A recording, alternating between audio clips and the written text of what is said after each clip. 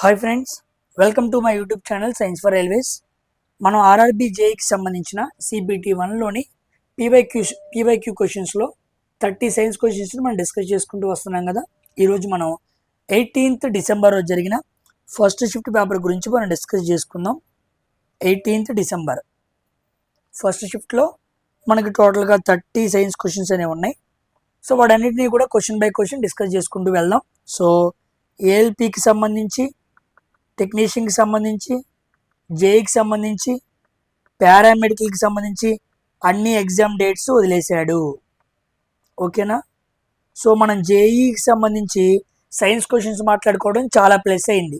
ఎందుకంటే ఫస్ట్ జరిగే ఎగ్జామే JEE exam అనమాట.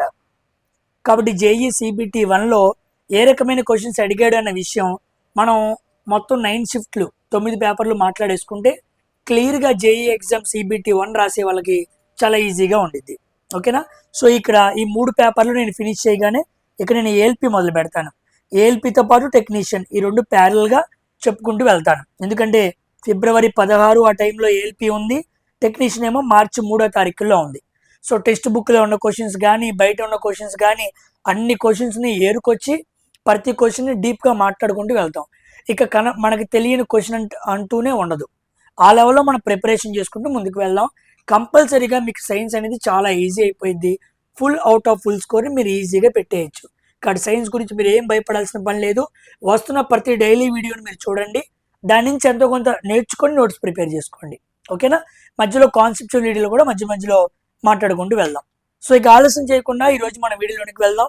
సో 18th డిసెంబర్ జరిగిన ఫస్ట్ షిఫ్ట్ పేపర్లో ఉన్న సైన్స్ క్వశ్చన్స్ అన్నీ కూడా క్లియర్గా డిస్కస్ చేసుకుంటూ వెళ్దాం. సో తెలుగు ఇంగ్లీష్ రెండింటిలో కూడా అవైలబుల్గా ఉంది కాబట్టి కంపల్సరీగా తెలుగు మీడియం స్టూడెంట్స్ అందరూ కూడా మీరు ఫార్వర్డ్ చేయండి, వాళ్ళు కూడా కంపల్సరీగా చూస్తారు. ఓకేనా? సో ఇక ఆలస్యం చేయకుండా ముందుకు వెళ్దాం. First question, what would happen to dead plants and animals if decomposers were absent from the ecosystem అన్నాడు.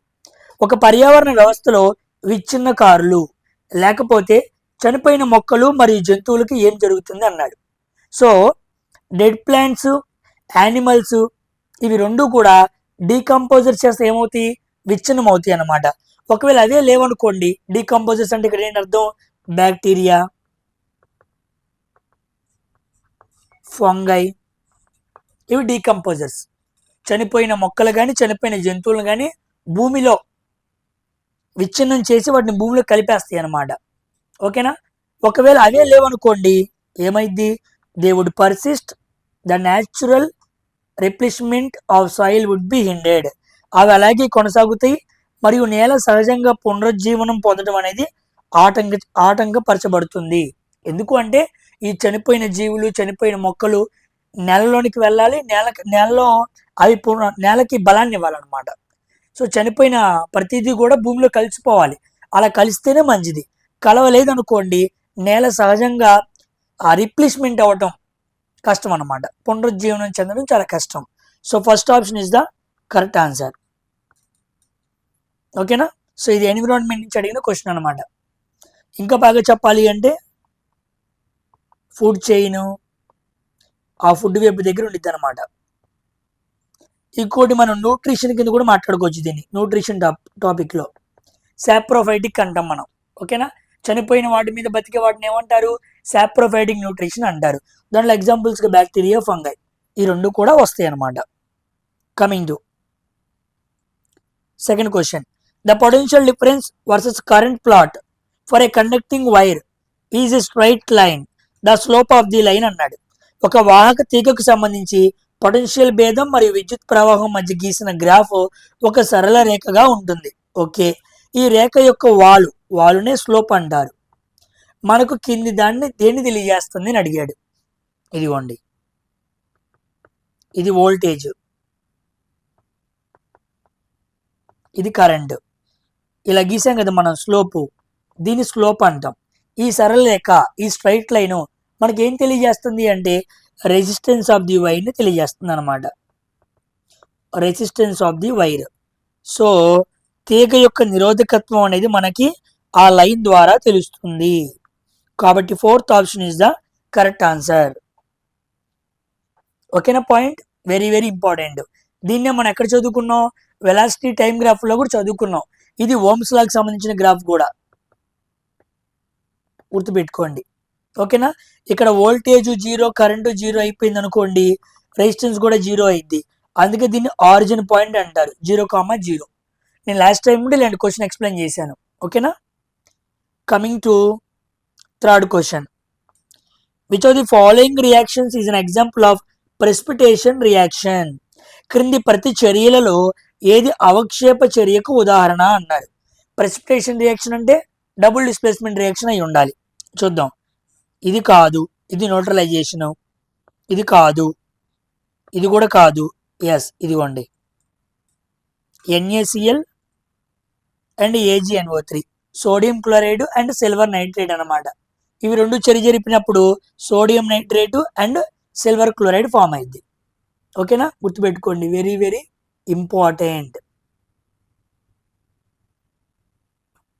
కమింగ్ టు ఈ క్వశ్చన్ మనం చాలాసార్లు డిస్కస్ చేసుకున్నాం, బాగా అడుగుతూ ఉంటాడు, గుర్తుపెట్టుకోండి. కమింగ్ టు దీంట్లో ఏది ప్రెసిపిటేట్ అంటే ఏం ఫామ్ అవ్వాలి, అవక్షేపం ఫామ్ అవ్వాలి కదా. సో NaNO3 AgCl, ఈ రెండిట్లో ఏది ప్రెసిపిటేట్ అంటే సిల్వర్ క్లోరైడ్ అనమాట. సిల్వర్ క్లోరైడ్,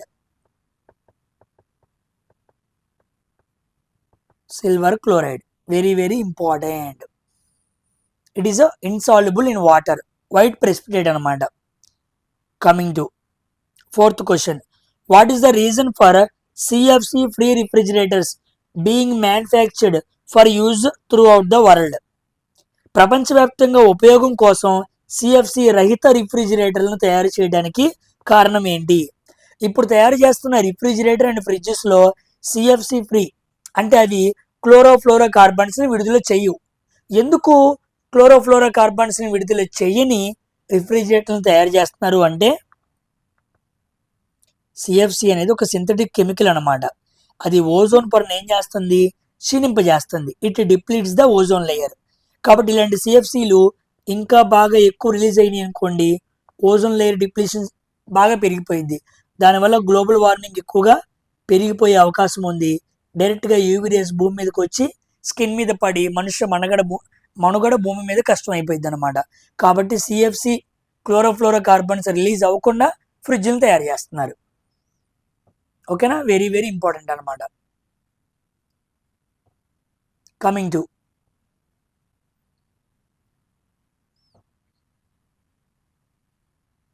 ఓకే, ఇది జీకే క్వశ్చన్లే, ఇది రాకూడదు, ఈ క్వశ్చన్ తీసేయండి. క్లైమేట్ ఆఫ్ థర్డ్ డిజిట్ కాదు, ఈ క్వశ్చన్ సైన్స్ క్వశ్చన్ కాదు, తీసేయండి. Next, what term can be used for substances that are broken down by biological processes? Biological process ద్వారా అంటే జీవ ప్రక్రియల ద్వారా విచ్ఛిన్నమయ్యే పదార్థాలను ఏ పదంతో పిలవచ్చు అన్నారు. ఏ పదంతో పిలవచ్చు? బయోడిగ్రేడబుల్, జీవ విచ్ఛిన్నం అయ్యేవి. ఓకేనా, జీవ విచ్ఛిన్నం అవ్వలేదనుకోండి, వాటిని నాన్ బయోడిగ్రేడబుల్ అంటాం. అంటే third option is the correct answer. ఇది కూడా మనకి ఎన్విరాన్మెంట్ నుంచి అడిగాడు అనమాట. ఇంకా క్లియర్గా చెప్పాలి అంటే ఫుడ్ రిసోర్సెస్ నుంచి క్లియర్గా అడిగాడు. ఓకేనా. Coming to seventh question. Which synthetic chemicals are responsible for the depletion of ozone in the atmosphere? Ozone layer depletion అవుతుందంటే ముఖ్యమైన కారణం ఏంటి? క్లోరోఫ్లోరోకార్బన్స్. ఇది ముఖ్యమైన కారణం అన్నమాట, క్లోరోఫ్లోరోకార్బన్స్, గుర్తుపెట్టుకోండి. ఓకేనా. నైట్రోజన్ ఆక్సైడ్స్, ఇది దేనికి ముఖ్యంగా? యాసిడ్ రైన్స్కి ముఖ్య కారణం అన్నమాట. మీథేన్, ఇది global warming, greenhouse gas అంటారు దీన్ని, GHG. సరిగ్గా రాస్తాను చూడండి, methane is a GHG, greenhouse gases. Carbon dioxide కూడా గ్రీన్ హౌస్ గ్యాసెస్, కానీ ఇది మాత్రం ozone layer depletion substances. Ozone లేయర్ని దెబ్బతీస్తుంది అనమాట క్లోరోఫ్లోరోకార్బన్స్. ఇది కూడా ఎన్విరాన్మెంట్ నుంచి అడిగిన క్వశ్చన్ అనమాట. Next, which of the following substances will take longest time to degrade naturally in the environment? కింద ఇచ్చిన పదార్థాల్లో పర్యావరణంలో సహజంగా కుళ్ళిపోవటానికి ఎక్కువ సమయం తీసుకుంటుంది. ఏది కుళ్ళిపోయి ఏది జీవ విచ్ఛిన్నం జరిగి భూమిలో బాగా కలిసిపోవడానికి ఎక్కువ సమయం తీసుకుంటుంది అని అడిగాడు. లీవ్సా? కాదు, తొందరగానే భూమిలో కలిసిపోతాయి. పేపర్ కూడా అంతే, కార్డుబోర్డ్ కూడా అంతే. ఇంకా ఆన్సర్ ఏమవ్వాలి? తోలు, లెదర్ అనమాట.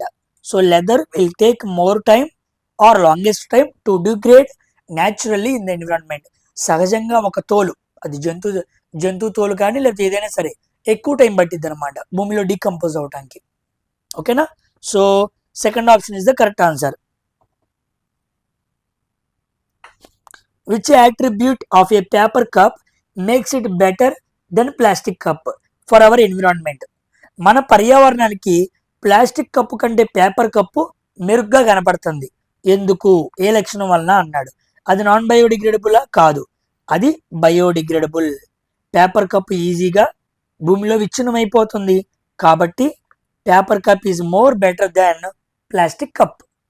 ఇది కూడా ఎన్విరాన్మెంట్కి సంబంధించింది. నెక్స్ట్ యాసిడ్ బేసెస్ నుంచి అడిగాడు. If the substance has pH value 11, pH value 11 ఉందన్నమాట. Okay, which of the following statement is true అన్నాడు. pH వాల్యూ 11 ఉందంటే దాని అర్థం ఏమవ్వాలి? అది బేస్ అయి ఉండాలి. ఓకేనా? ఇట్ ఈజ్ న్యూట్రల్ అన్నాడు, తప్పు. ఇట్ ఈజ్ ఎసిడిక్ అన్నాడు, తప్పు. ఇదిగోండి ఇక్కడ ఉంది, it is basic and can turn red litmus paper into blue. ఇది ప్రాథమికమైంది. సో ఇది బేస్ అనమాట.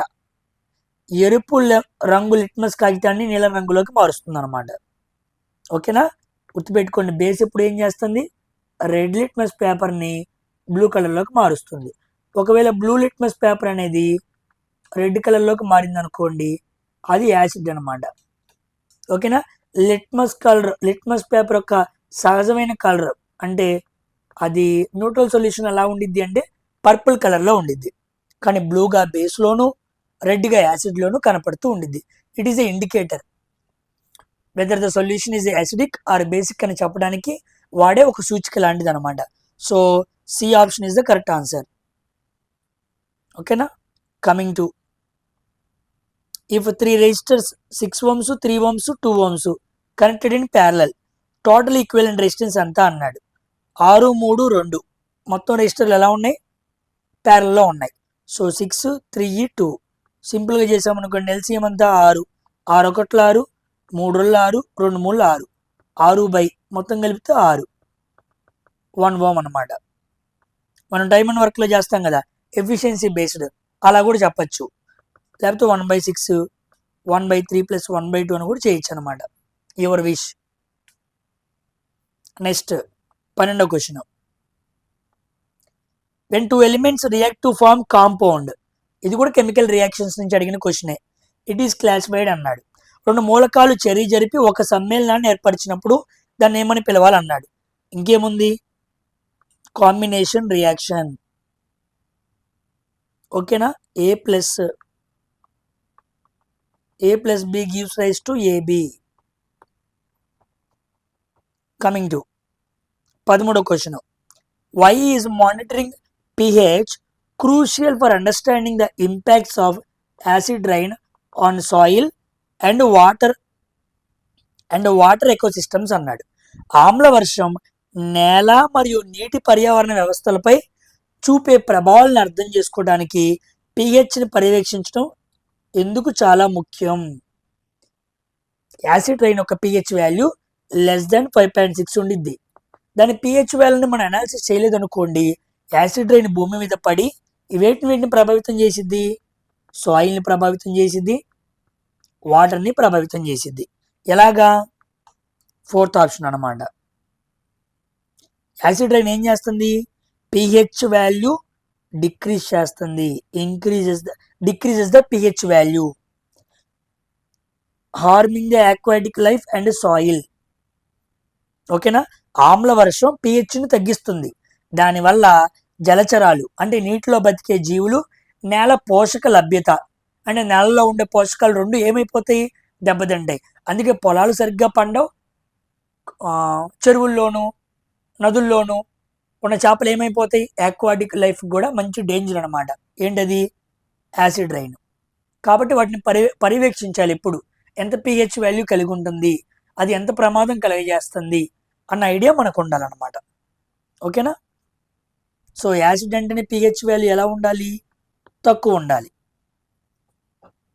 సో డస్ నాట్ ఎఫెక్ట్ అన్నాడు, ఓన్లీ మేక్స్ వాటర్ కాదు, acid rain increases the pH value కాదు, ఓన్లీ 4th ఆప్షన్ మాత్రమే కరెక్ట్ అనమాట. Coming to if the length of the wire shaped resistor is doubled it's resistivity అన్నాడు. So మనం ఏం చేసాం, length of the resistor ఏం చేసాం, డబుల్ చేసాం. అంటే లెంత్ ఏమైంది, 2L అయింది. అప్పుడు రెసిస్టివిటీ ఏమైంది అన్నాడు. ఏమైంది, రెసిస్టివిటీ కూడా 2 రెట్లు పెరిగిద్ది అని పెడతాం, రాంగ్ అయిపోయింది. ఎందుకు, లెంత్ అనేది రెసిస్టెన్స్కి మధ్య రిలేషన్ ఉంది, కానీ లెంత్కు రోకి రిలేషన్ లేదు.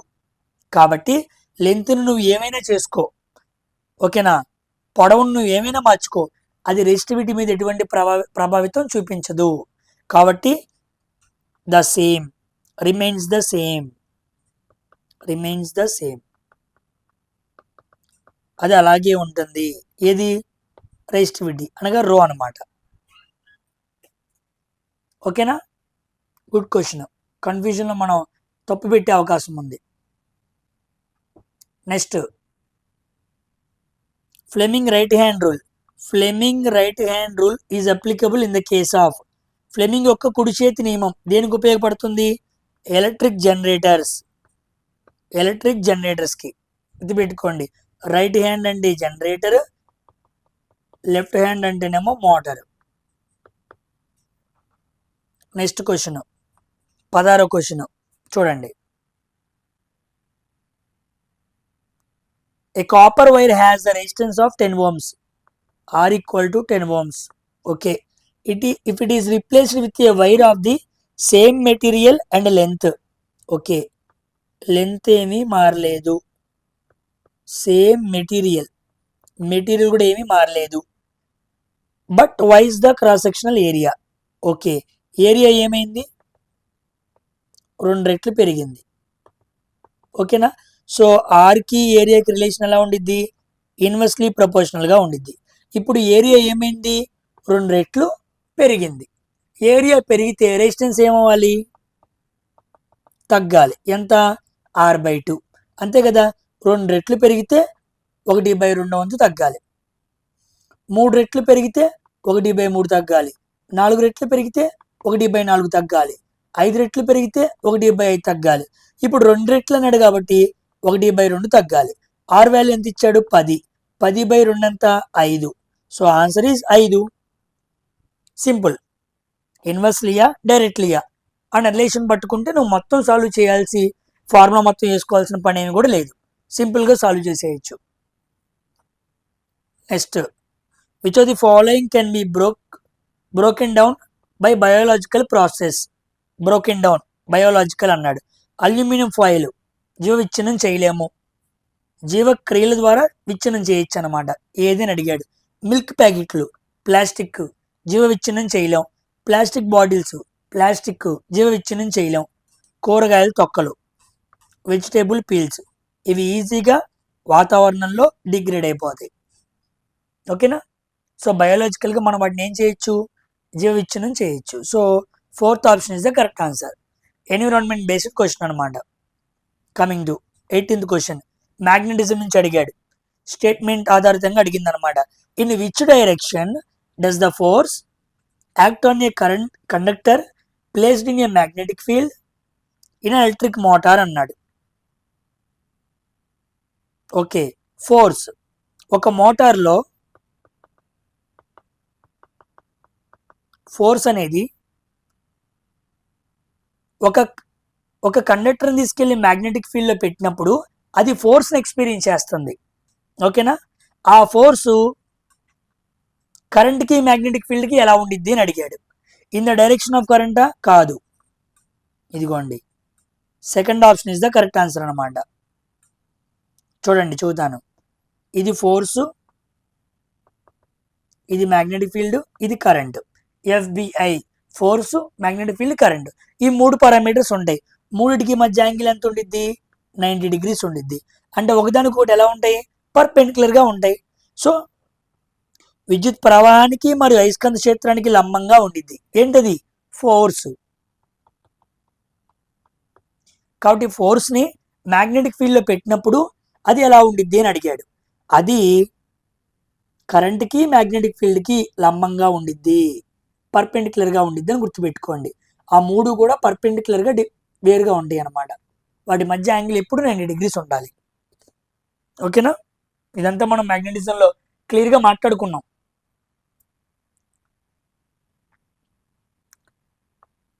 In the reaction of CuO plus H2, CuH2O, CuO తీసుకున్నాడు, హైడ్రోజన్ కలిపాడు, Cu ప్లస్ H2O అయింది. ఓకే, సబ్స్టెన్స్ రెడ్యూస్డ్, ఏది రెడ్యూస్ అయింది అన్నాడు. ఇదిగోండి ఇక్కడ CuO ఉంది, ఇక్కడ నుంచి ఇక్కడికి వెళ్ళేటప్పుడు ఆక్సిజన్ ఏమైంది, లాస్ ఆఫ్ ఆక్సిజన్, ఆక్సిజన్ కోల్పోయింది.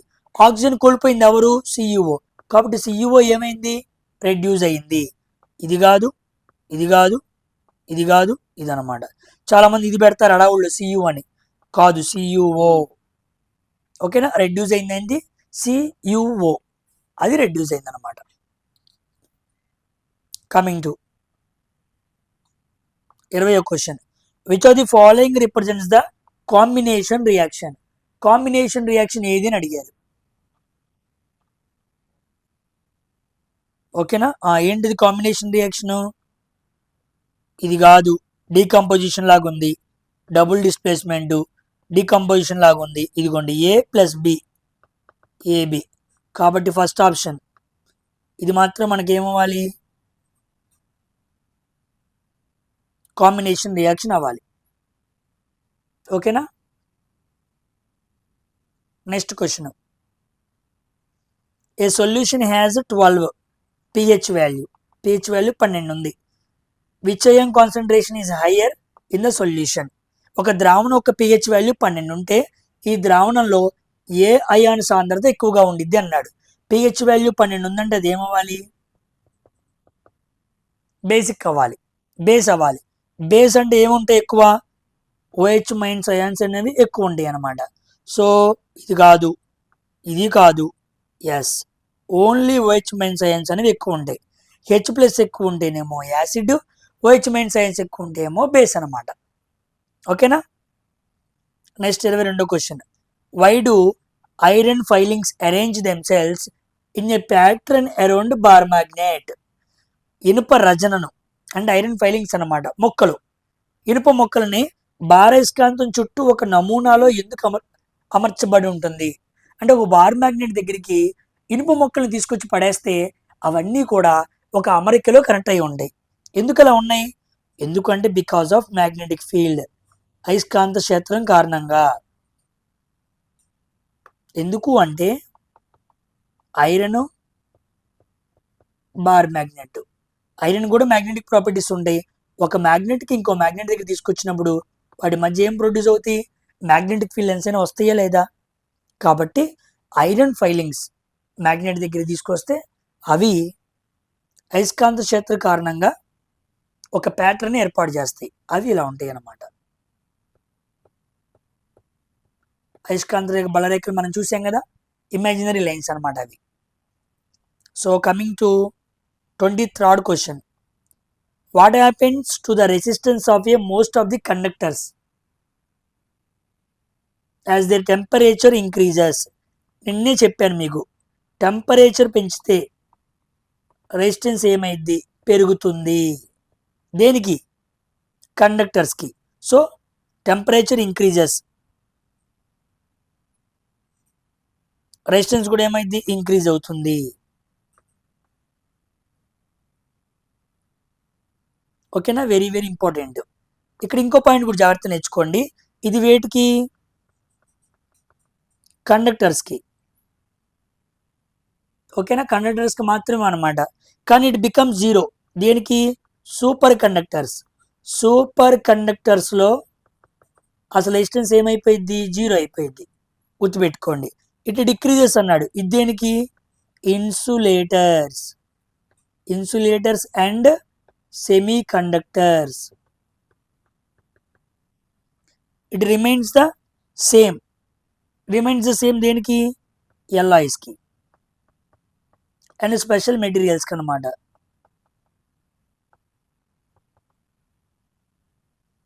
టెంపరేచర్ పెంచినప్పుడు జాగ్రత్తగా వినండి. టెంపరేచర్ పెంచినప్పుడు రెసిస్టెన్స్ పెరిగిద్ది కండక్టర్స్లో. టెంపరేచర్ పెంచినప్పుడు రెసిస్టెన్స్ 0 సూపర్ కండక్టర్స్లో.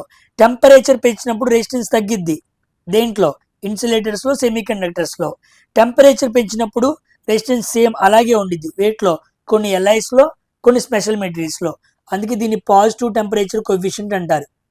ఎందుకంటే టెంపరేచర్తో పాటు రెసిస్టెన్స్ కూడా పెరిగింది కాబట్టి దీన్ని నెగిటివ్ టెంపరేచర్ కోఎఫిషియంట్ అంటారు. అంటే టెంపరేచర్ పెంచితే రెసిస్టెన్స్ తగ్గింది కాబట్టి. ఓకేనా? Very very important concept. మొత్తం ఇక్కడే చెప్పాం కదా. మీరు ప్రతి క్వశ్చన్ దగ్గర ఏదో ఒక యూనిట్లో మనం మాట్లాడుకుంటామే, ఒక చాప్టర్ ఎక్స్ప్లెనేషన్లో మనం కాన్సెప్ట్ నేర్చుకుంటామే, అంత కాన్సెప్ట్ అనేది అవసరమైన చోట కంపల్సరీగా నేను చెబుతాను. అంతేగాని ప్రతి చోట అనవసరంగా చెప్పుకుంటూ సమయం వృధా చేసుకోవాల్సిన పని లేదు. ఒక చోట నేర్చుకోవాలి, ఒక చోట వదిలేయాలి. ఏది ఎక్కడ చేసుకోవాలో మనకు తెలియాలన్నమాట. కంపల్సరీగా ఇంపార్టెంట్ అయితే నేను చెబుతూ వెళ్తూ ఉంటా. అందుకే చెప్పే కదా, మనం మాట్లాడుకునే ప్రతి క్వశ్చన్ కాదు, it's a concept, it's a topic. ఆ దృష్టిలో పెట్టుకొని జాగ్రత్తగా నేర్చుకోండి. అందుకే మీరు బుక్ పెట్టుకొని పలానా పాయింట్ అక్కడ మీరు రాసుకోవాలి, నోట్ చేసుకోవాలి ఇంపార్టెంట్ అని చెప్పి. ఇది వెరీ వెరీ ఇంపార్టెంట్.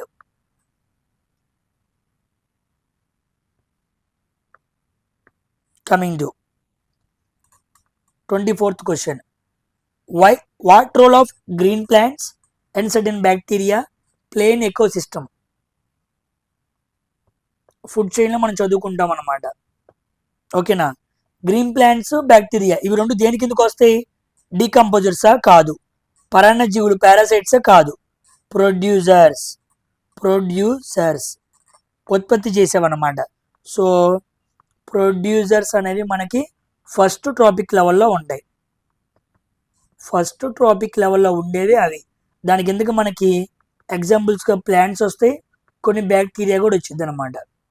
అదేంటి సార్ బ్యాక్టీరియాని డీకంపోజర్స్లో కూడా వేసారుగా? వేసాను. బ్యాక్టీరియా ఎక్కడ వచ్చింది, అక్కడ వచ్చింది. ఇదిగోండి, ఇది ఫస్ట్ ట్రాపిక్ లెవెల్. ప్లాంట్స్లో మాట్లాడే బ్యాక్టీరియా వేరు, యానిమల్స్లో మాట్లాడే బ్యాక్టీరియా వేరు. ప్లాంట్స్లో ఉండే బ్యాక్టీరియా ఒక ప్రొడ్యూసర్గా పనిచేసింది, యానిమల్స్లో ఉండే బ్యాక్టీరియా ఒక డీకంపోజర్గా పనిచేసింది. ఓకేనా? ఆ డిఫరెన్స్ గుర్తుపెట్టుకోండి. 25వ question.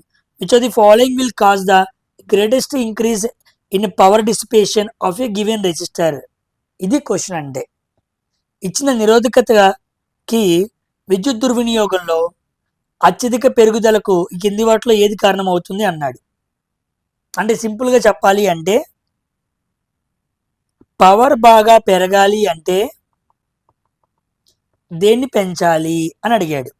So power equal to V²/R లేదా power equal to I² R లేదా పవర్ ఈక్వల్ టు V/I. ఇవి చూద్దాం. ఇప్పుడు మనం పవర్ పెంచాలి. ఫస్ట్ హాఫింగ్ ద రెసిస్టెన్స్ని సగం చేయటం వల్ల, R/2 చేయటం వల్ల మనకి ఎటువంటి ప్రయోజనము లేదు. ఓకేనా? Next doubling the resistance, 2R చేయడం వల్ల మనకంత ప్రయోజనము లేదు. ఎక్కువ ప్రయోజనం ఎక్కడ వచ్చిందో తెలుసా? Doubling the voltage across the resistor. దీనివల్ల మనకు చాలా ప్రయోజనం ఉంటుంది. ఎందుకు? ఇక్కడ చూడండి, power is directly proportional to V². అంటే నువ్వు వోల్టేజ్ అనేది స్క్వేర్ ఫార్మేట్లో ఉంది కాబట్టి నువ్వు వోల్టేజ్ని పెంచావు అనుకోండి, పవర్ ఏమైపోయింది? బాగా పెరిగిద్ది. So power directly proportional to V². కాబట్టి doubling the voltage. Next halving the current అన్నాడు, తప్పు. కరెంట్ని ఆఫ్ చేసామనుకోండి, డైరెక్ట్లీ ప్రొపోర్షనల్ ఉంది, P directly proportional to I² ఉంది, కానీ కరెంట్ తగ్గించావు కదా, అందుకే రెసిస్టెన్స్ కూడా పవర్ కూడా తగ్గిద్ది అనమాట. కాబట్టి పవర్ని పెంచాలి అంటే ఉన్న ఆప్షన్స్లో ఉన్నతమైన బెస్ట్ ఆప్షన్ ఏంటి అంటే third option, doubling the voltage across the resistor. అది ఎందుకంటే రెండింటికి డైరెక్ట్లీ రిలేషన్షిప్ ఉంది కాబట్టి దీన్ని పెంచితే ఇది మస్తు పెరిగిద్ది. అప్పుడు మనకు కావాల్సిన ఫ్యాక్టర్ని మనం గెయిన్ చేసుకుంటాం. Coming to which ion is responsible for acidic properties of acids, acidic properties అన్నాడు. ఎసిడిక్ ప్రాపర్టీస్ అంటే H+ అయాన్స్ ఉండాలి. ఇది కాదు, ఇది కాదు.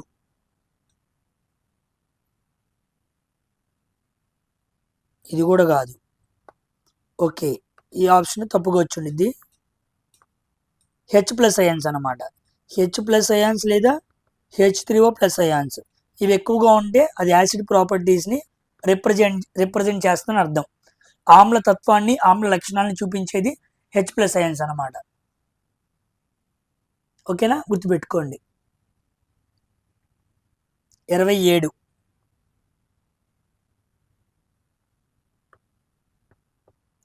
Which of the following can minimize through the implementation of proper sewage treatment?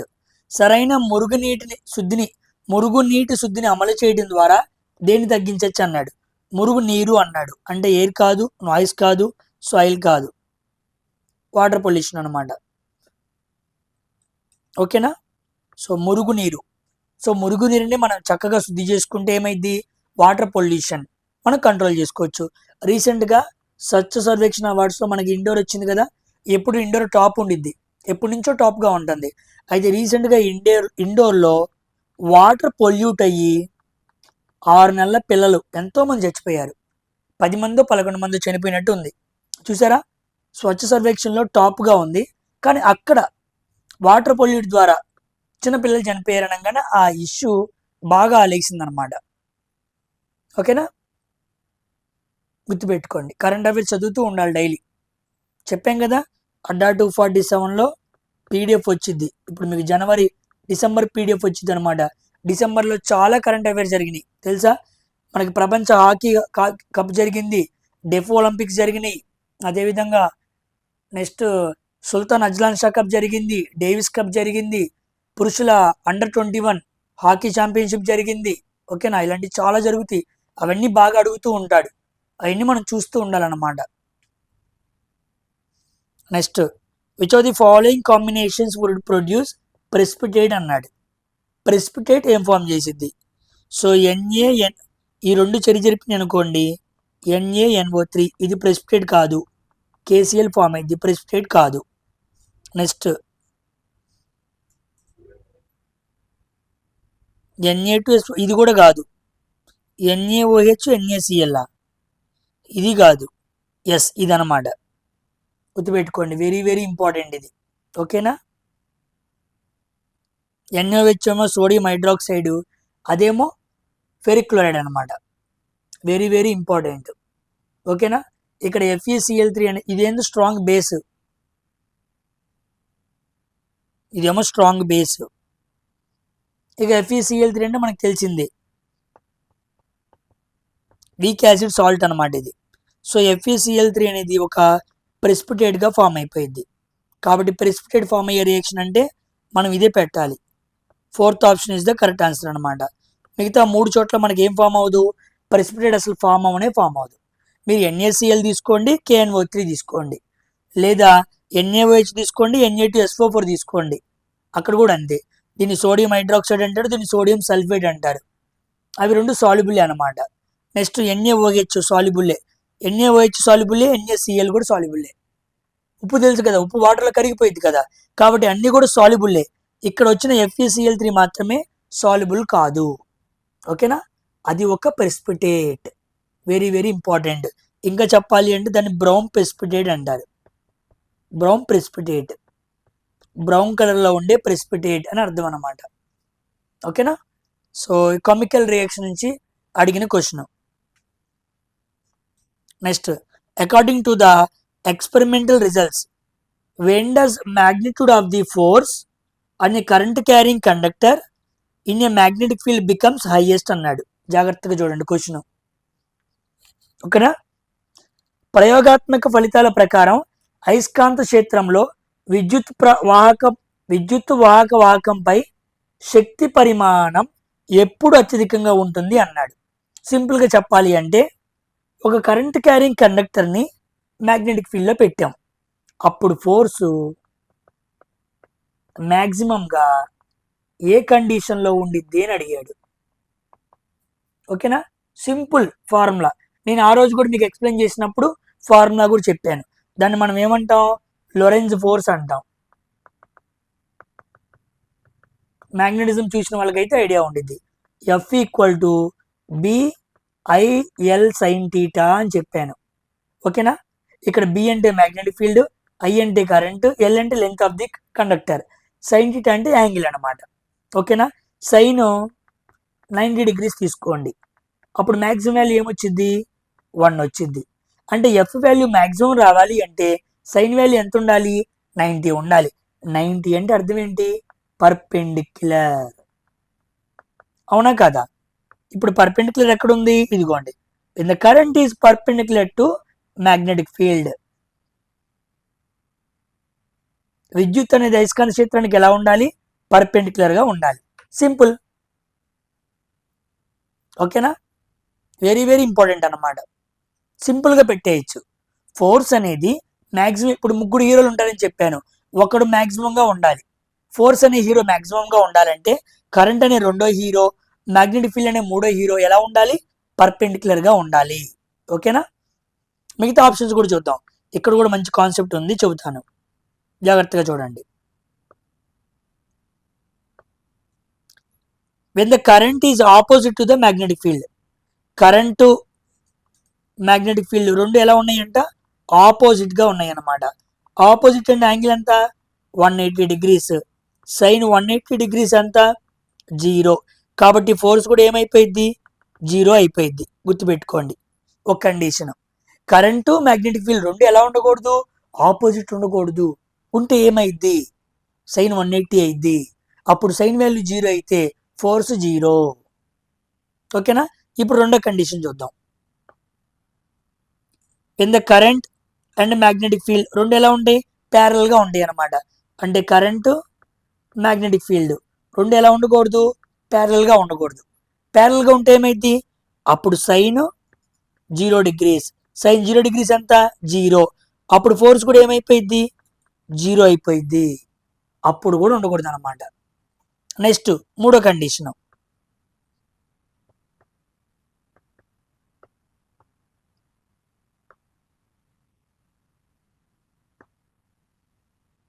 when the current flows at any angle of the magnetic field, అంటే ఏ angle అయినా అవ్వచ్చు, అండ్ సైన్ వాల్యూ థీటా ఏమైనా అవ్వచ్చు, కెన్ లెస్ దెన్ 90 అనమాట. Less than 90 అంటే 30 అవ్వచ్చు, 45 అవ్వచ్చు, 60 అవ్వచ్చు. సైన్లో చాలా యాంగిల్స్ ఉన్నాయి కదా, కానీ 90 కాదు, అట్ ఎనీ యాంగిల్. అప్పుడు ఏమైంది, ఫోర్స్ వాల్యూ మ్యాక్సిమం ఉండదు, ఎంతో కొంత వాల్యూ ఉండిద్ది, మ్యాక్సిమం ఉండదు అనమాట. కాబట్టి కరెంటు మ్యాగ్నెటిక్ ఫీల్డ్ ఆపోజిట్ గా ఉండకూడదు, అప్పుడు force 0. Current magnetic field parallel గా ఉండకూడదు, అప్పుడు ఫోర్స్ 0. కరెంటు మ్యాగ్నెటిక్ ఫీల్డ్ ఏదో ఒక యాంగిల్ తో ఉండకూడదు, అప్పుడు ఫోర్స్ 0 కాదు, కానీ less than the maximum, maximum value కన్నా తక్కువ ఉండిద్ది. ఓకేనా. మరి మ్యాగ్నిట్యూడ్ ఆఫ్ ఫోర్స్ మ్యాక్సిమం గా ఉండాలి అంటే కంపల్సరీగా పర్పెండిక్యులర్ గా ఉండాలి. Fourth option is the correct answer అనమాట. మంచి క్వశ్చన్. మనం మాట్లాడుకున్న ఒక కాన్సెప్టే ఉంది ఇక్కడ, చూసారా. ఇది క్వశ్చన్ కాదు, కాన్సెప్ట్. ఓకేనా. ఆప్షన్స్ ఎలా అడుగుతున్నాడో తెలిసి వాటిని అనాలిసిస్ చేసుకుని వెళ్ళామనుకోండి, చెప్పాం కదా, ఇన్విజిలేటర్ మైండ్లోకి వెళ్ళి మనం డిస్కస్ చేస్తున్నాం అనమాట. అది ఎక్కడికి వెళ్దు. నువ్వు పేపర్లో చదివినప్పుడు వాడు నీకు ట్విస్ట్ చేసి టర్న్ చేసి ఇవ్వడు, పేపర్లో డైరెక్ట్గా మ్యాటర్ రాస్తాడు.